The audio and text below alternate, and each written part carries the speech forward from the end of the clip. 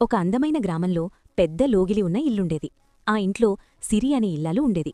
ఆమెకు తన ఇల్లన్నా వంటగదన్నా చాలా ప్రాణం. ప్రతి పనిని ఎంతో పద్ధతిగా సంప్రదాయబద్ధంగా చెయ్యడం ఆమెకు అలవాటు. పండగ వస్తోందంటే చాలు ఇల్లంతా సందడిగా మార్చేసేది. ఆ గొడవ కాస్తా పెద్దదయింది.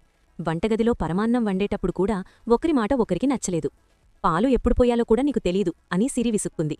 నీ పద్ధతులన్నీ పాతకాలపువి అని పల్లవి కోపంగా బయటకు వెళ్ళిపోయింది. ఆ రోజంతా ఇద్దరూ మాట్లాడుకోలేదు. ఇల్లంతా నిశ్శబ్దంగా మారిపోయింది. సిరి వంటగదిలో ఒంటరిగా పనులు చేస్తూ బాధపడింది. తన మరదలు తననర్థం చేసుకోవడం లేదని ఆమె కళ్లలో నీళ్లు తిరిగాయి. అటు పల్లవి కూడా గదిలో కూర్చొని ఆలోచించసాగింది. తన వదిన తనపై ఉన్న ప్రేమతోనే చెబుతుందని ఆమెకు తెలుసు, కాని తన అహంకారం అడ్డువచ్చింది. పండగపూట ఇలా గొడవపడటం ఆమెకు నచ్చలేదు.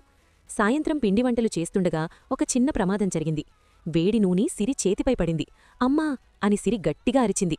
ఆ అరుపు వినగానే పల్లవి కంగారుగా వంటగదిలోకి పరిగెత్తుకుంటూ వచ్చింది. పల్లవి వెంటనే సిరిచేతిని చల్లటి నీటి కింద పెట్టింది. ఆ తర్వాత మందురాసి కట్టుకట్టింది. క్షమించి వదినా, నిన్ను ఒంటరిగా వదిలేసి వెళ్ళిపోయాను అంటూ పల్లవి ఏడ్చేసింది. సిరికూడా పల్లవిని దగ్గరకు తీసుకుని ఓదార్చింది. వదినా, నువ్వు చెప్పినట్లే సాంప్రదాయ ముగ్గు వేద్దాం, అందులో నేను కొన్ని రంగులు నింపుతాను అంది పల్లవి. ఇద్దరూ కలిసి వాకిట్లో అద్భుతమైన ముగ్గు వేశారు.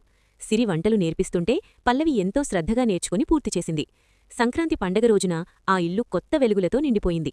సిరి అనుభవం, పల్లవి సృజనాత్మకత కలిసి ఆ పండగను ఎంతో స్పెషల్గా మార్చాయి.